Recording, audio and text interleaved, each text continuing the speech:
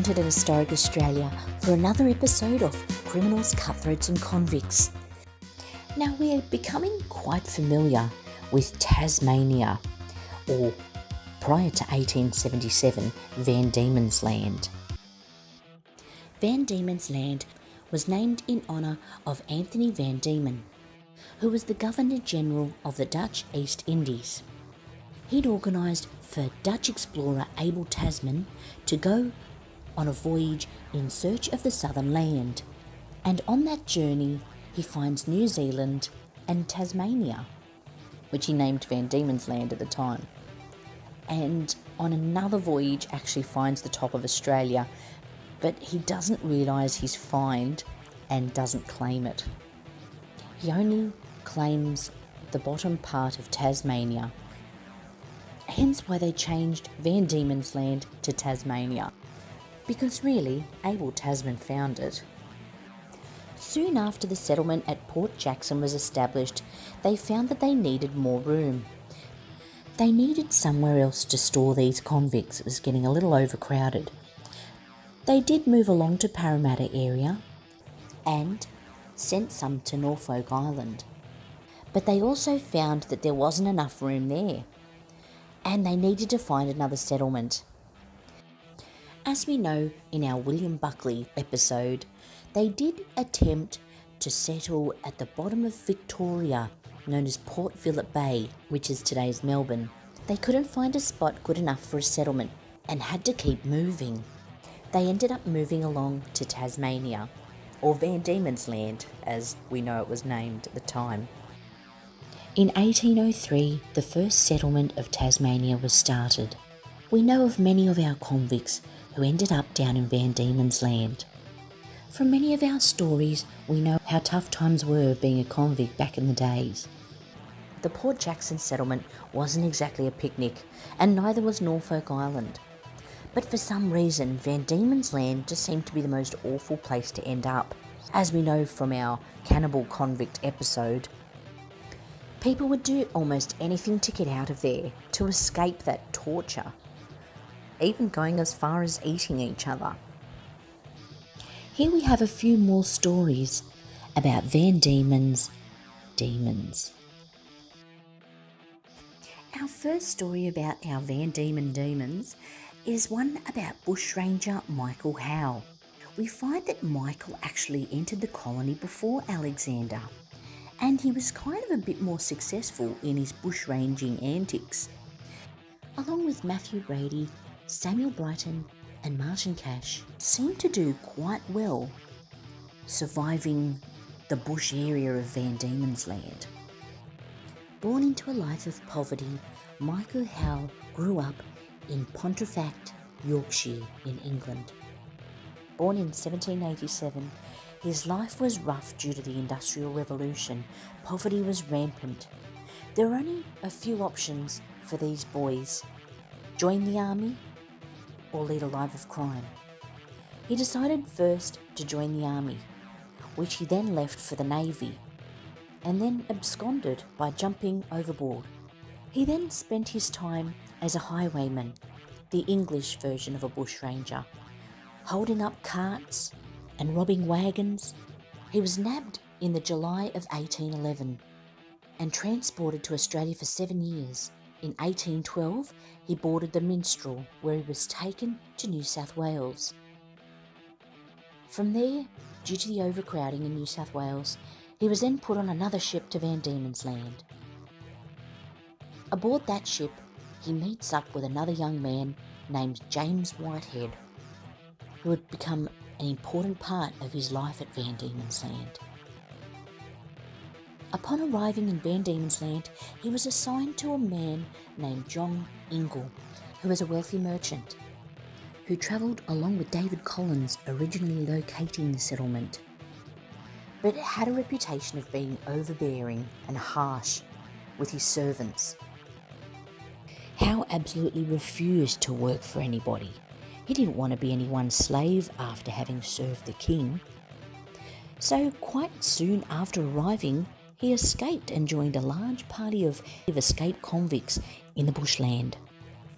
Michael Howe seemed to do very well in the bush, even teaming up with his mate James Whitehead, who he'd met on the voyage to Van Diemen's Land. In May of 1814, Michael Howe and other Bushrangers took up an offer from Governor Macquarie that any crime committed that wasn't murder would be forgiven if they came back to the settlement. This was in an act on the part of Governor Macquarie to stop bushranging. It was giving other convicts an excuse to head bush and not do the jobs that they needed to do, as well as the sentences that they were sent there to complete. It wasn't long after they'd surrendered that they were back out to the bush again. It was kind of like a little vacation where they could get food and water and probably wash themselves, things that they couldn't do out in the bush, perhaps. Now they were starting to get a name for themselves back out in the bush. They were known as the Howe Whitehead Gang. They ventured to New Norfolk, 50 kilometres from Hobart, and they started plundering homesteads, burning ricks, which were haystacks kept for the winter. They stole whatever they could get their hands on, setting fire to barns and even a wheat stack belonging to the Hobart's police magistrate. The population of Van Diemen's Land was only about 2,000. This caused a lot of the settlers to become very upset. Their homes were being plundered and their wheat stacks burned, barns burned. Something had to be done. So some of these settlers got to work, banding together and going after the Howe Whitehead Gang. They took cover on both sides. 2 settlers were killed and 3 others were badly wounded. And then another raid on the police magistrate's property. Things had come to a head now. Lieutenant Governor declared a martial law on the 11th of May 1815. The Lieutenant Governor sent the 46th Regiment after them, and in the gunfight, Whitehead lost his life. Now, it's very strange what happens next. Whitehead and Howe had an agreement that should one of them be killed, the other had to decapitate them and keep their head. I know. That's another one of those stories. So, yeah. With Whitehead dead now, Michael Howe had to take his head off. That was the agreement. He ain't backing out now. Because no one could then claim the reward on James Whitehead. If they didn't have his head, was he really dead? Now with James Whitehead dead and Michael Howe now having his head with him, he became the Bushranger leader. The gang was now 28 strong. They kept plundering along, but in March of 1817, 2 more of the gang were killed. There must have been a bit of squawking among the gang, because we find that Michael Howe goes it alone. He actually takes an Aboriginal mistress, Mary Cockerell, or the name that she was given at the time, Black Mary. A month later, Lieutenant Governor Davey was replaced with a William Sorrell. He was an efficient military man and was responsible for creating the penal settlement at Macquarie Harbour. Now, Sorrell had heard the stories about Michael Howe and his bad reputation as being the worst of the Bushrangers. So, on the same day that Sorrell arrived in Hobart, a military patrol stumbled on Howe and Black Mary. Both started running, but Black Mary, being pregnant at the time, couldn't keep up.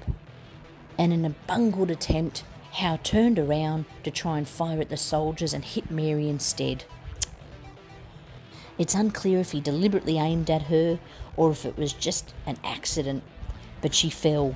Howe escaped into the bush, but Black Mary, being captured by the soldiers, was so upset with him, she told them everything. It was enough information to track down a number of Howe's former gang members.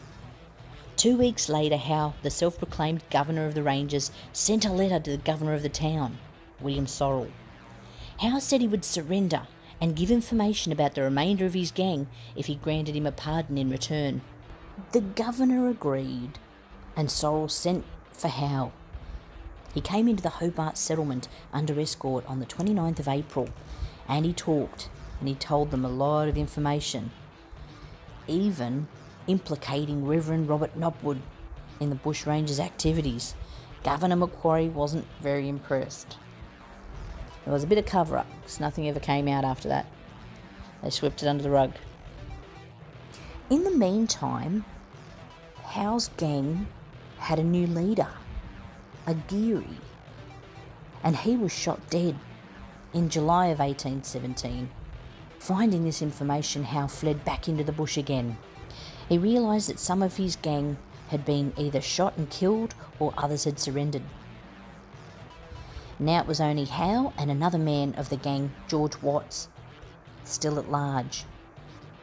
But George Watts was going to double-cross Howe. He thought he might get a reward and a pardon by capturing Howe.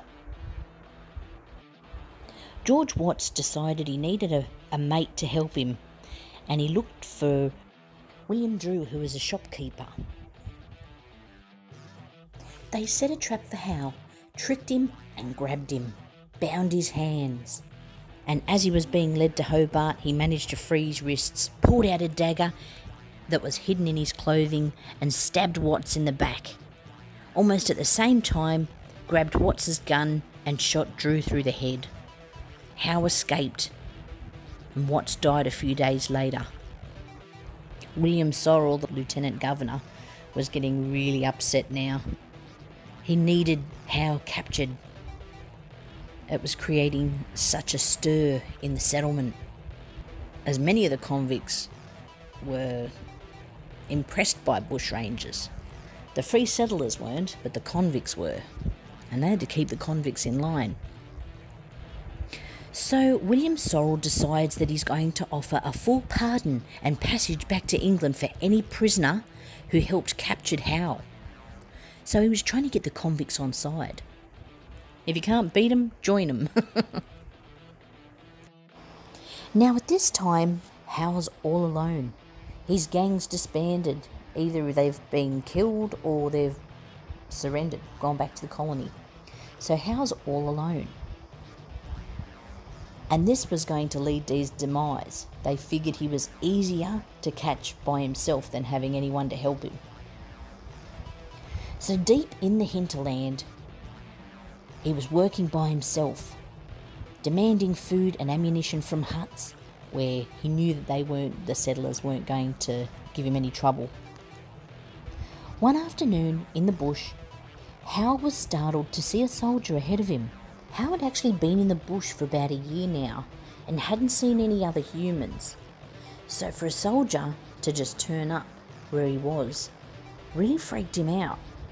He dropped his knapsack and fled into the bush, which was a cloth wrapped around a long stick which carried around all their belongings. Inside was a book he'd made with kangaroo skin, and he jotted his thoughts in kangaroo blood. So that was quite interesting. I'll see if I can get a picture of a kangaroo journal with matching kangaroo blood ink and quill. Now it's very interesting to see how they adapted in the bush. The journal revealed Howe's loneliness. He dreamed of being murdered by Aborigines and of growing fruits and vegetables for himself. He dreamed of being murdered and also growing fruits and veg, hand in hand. Maybe the latter first. After years in the bush, he was looking very much the wild man of the woods, in clothes he had cut from kangaroo skins and his long black beard. So his kangaroo skins were now part of his clothing too. He's got the matching stationery set. It had been a while now since he'd had any contact with humans. He might have died of an old age, but Howe occasionally met with a kangaroo hunter called Warburton. In October of 1818, it was Warburton who decided to betray the final member of Whitehead's gang. The two others, Warburton set an ambush, but before he could be captured, Howe managed to turn and flee in the forest. His three pursuers were close behind. Howe stumbled, and when he stood up, was shot in the chest. The bushranger pulled out a dagger, but was unable to use it before one of the men had smashed him over the head with the butt of a gun. It was the 21st of October 1818, and Michael Howe met his end. They'd got him. Finally, they took his head. They took it to the magistrate and the lieutenant governor. It was confirmed Michael Howe was no more. He was survived by his child with Black Mary, and his legend went on, even now 200 years later. We hope you enjoyed watching part 1 of Van Diemen's Demons, Michael Howe. Stay tuned for our part 2 coming up, where we look into Matthew Brady, the gentleman bushranger. Don't forget to like and subscribe and hit that notification bell so you're aware when we post new videos.